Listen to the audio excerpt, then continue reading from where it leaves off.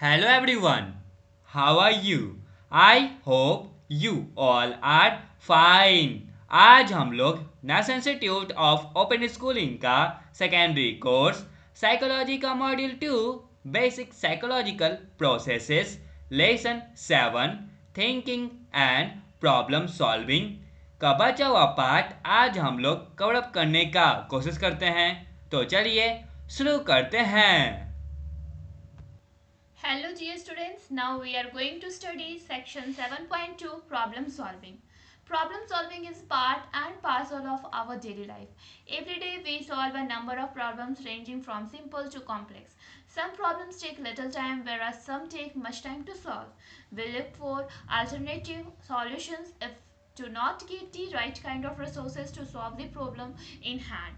In the case of solving any type of problem, our thinking becomes directed and focused, and we try to use all the resources, both internal mind and external support and help of others to arrive at the right and appropriate decision. For example, if you want to score good marks in an exam, you study hard, take the help of teachers, friends, and parents, and finally you score good marks. Thus, problem solving is directed thinking focused towards dealing with a specific problem. This thinking has three elements: the problem, the goal, and the steps to reach the goal. There are two methods which are used prominently in problem solving. These are means end analysis and algorithm. In this case of means end analysis is a specific step-by-step procedure is followed for solving certain types of problems. In the case of heuristics, the individual is free to go for any kind of possible rules or ideas to reach the solution. It is also called rule of thumb. Problem solving एक part और एक parcel हमारे daily life का।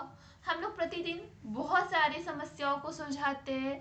वो simple भी हो सकता है समस्या या फिर कॉम्प्लेक्स भी हो सकता है। कुछ जो प्रॉब्लम्स होता है वो बहुत ही कम टाइम में सॉल्व हो जाता है, और कुछ जो प्रॉब्लम्स होता है बहुत ज़्यादा टाइम ले लेता है सॉल्व होने में। या फिर हम लोग कभी कभी उस प्रॉब्लम के सॉल्यूशंस का हम लोग अल्टरनेटिव भी फाइंड आउट करने की कोशिश करते हैं, जिसकी वजह से हम लोग उस प्रॉब्लम को हैंडल कर सके। हम लोग किसी भी प्रॉब्लम को सॉल्व करते हैं तो हम लोग उसके बारे में पहले सोचते हैं, उसके ऊपर फोकस करते हैं। उसके बाद हम लोग रिसोर्सेज का यूज़ करते हैं, internal mind as well as external support and help of others. हम लोग अपने माइंड को भी यूज़ करते हैं और दूसरों को भी हेल्प लेते हैं, ताकि हम लोग राइट और अप्रोप्रिएट डिसीजन तक पहुंच सके। एग्जाम्पल के लिए, आप एक अच्छा मार्क्स हासिल करना चाहते हो अपने एग्ज़ाम में, तो आप उसके लिए कड़ी मेहनत करोगे, टीचर से हेल्प लोगे, दोस्तों से हेल्प लोगे, पेरेंट्स से लोगे, फाइनली आप अच्छा मार्क्स एग्जाम में हासिल कर लेते हो। ये जो प्रॉब्लम सॉल्विंग है वो डायरेक्टेड किसके द्वारा है? Thinking focus towards dealing with a specific problem. Means आपको जो प्रॉब्लम है पहले आप उसके बारे में विचार करो, उसके बाद पहले सोचो कि ये प्रॉब्लम आया किस वजह से, उसके बाद उसके ऊपर काम करो स्टेप बाय स्टेप। ये जो थिंकिंग है वो आपके थ्री एलिमेंट्स के ऊपर बेसिस है। प्रॉब्लम कि प्रॉब्लम क्या है पहले उसके बारे में सोचो। फिर गोल कि हाँ इस प्रॉब्लम को सुलझाने पे आपको क्या मिलने वाला है। चलिए अब आपने ये चीज़ सोच लिया, तो आप सोचो कि ये जो गोल है उसको आप किस स्टेप से हासिल कर सकते हो। टू मेथड से जिसमें आप प्रॉब्लम सॉल्व कर सकते हो, means and analysis methods and algorithm. Means and analysis method क्या है कि आप इसमें स्टेप बाय स्टेप प्रोसीड्यूर करते हो कुछ सर्टेन टाइप्स ऑफ प्रॉब्लम्स को सॉल्व करने के लिए। और ह्यूरिस्टिक्स जो है हमारा,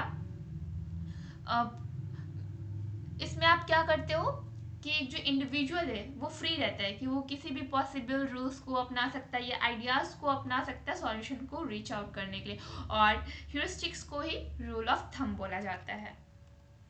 Problem solving and mental set. Sometimes we use a particular strategy, technique to solve a problem, but we may or may not succeed in our effort to solve the problem. This creates a set to approach future problems that are encountered by a person. The set continues even if the problem is different. Despite this, we use the same strategy, technique whenever we come across the same problem and again fail to reach the solution. Such phenomenon in problem solving is called mental set. A mental set is a tendency on the part of an individual to respond to a new problem in the same manner that he or she has used earlier to solve a problem.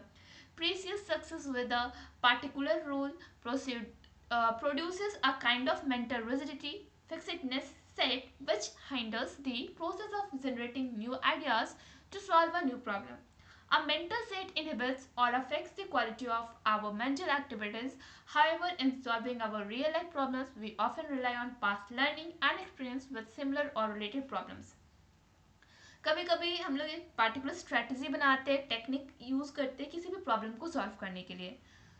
हो सकता है कि आप इससे succeed हो भी जाओ या ना भी हो जाओ, आपको बहुत ज़्यादा उससे भी ज़्यादा एफर्ट लगाना पड़े उस प्रॉब्लम को सॉल्व करने के लिए।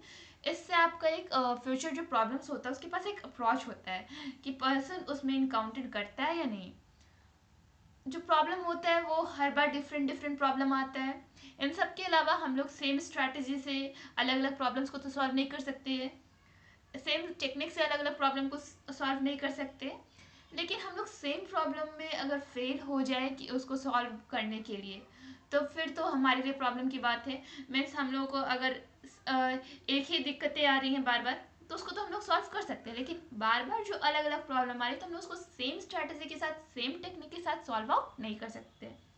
ऐसे जो फेनोमेनन होते हैं प्रॉब्लम सॉल्विंग का, उसे बोला जाता है मेंटल सेट। एक जो मेंटल सेट होता है वो एक टेंडेंसी होता है या पार्ट होता है किसी भी इंडिविजुअल का कि वो न्यू प्रॉब्लम के अगेंस्ट में कैसे रिस्पॉन्ड कर रहा है, सेम मैनर में या फिर उसने जैसे पहले वाले प्रॉब्लम को सुलझाया था, या जो प्रीवियस सक्सेस उसको उस प्रॉब्लम को सॉल्व करने में मिला था उस रूल से उसने अपनाया था। मेंटल रिजिडिटी, फिक्सडनेस, सेट, इन सब के अलावा और कौन कौन से ऐसे उसके पास हैंड्रेंसेस आ रही है जिससे जो न्यू आइडियाज जनरेट हो एक न्यू प्रॉब्लम को सॉल्व करने के लिए। हमारा जो मेंटल सेट इनहिबिट्स होता है और वो अफेक्ट करता है हमारे मेंटल एक्टिविटीज़ की क्वालिटी को।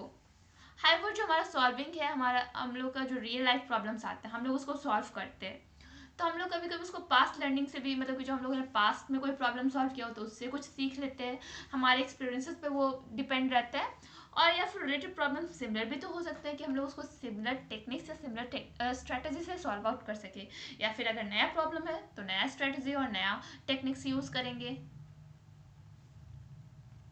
In activity 1, you may not be able to solve the problem because of the mental state that one has to keep the lines within the grid of 9 dots.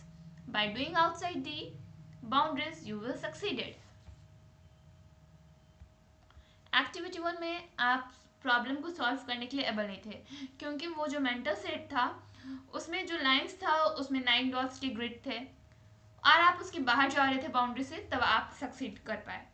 वैसे यहाँ पे हमारा इन text question 7.2 है, आप इसको solve कीजिए। Well, chapter अभी complete नहीं हुआ है, नेक्स्ट वीडियो में नेक्स्ट टॉपिक कवर अप होगा।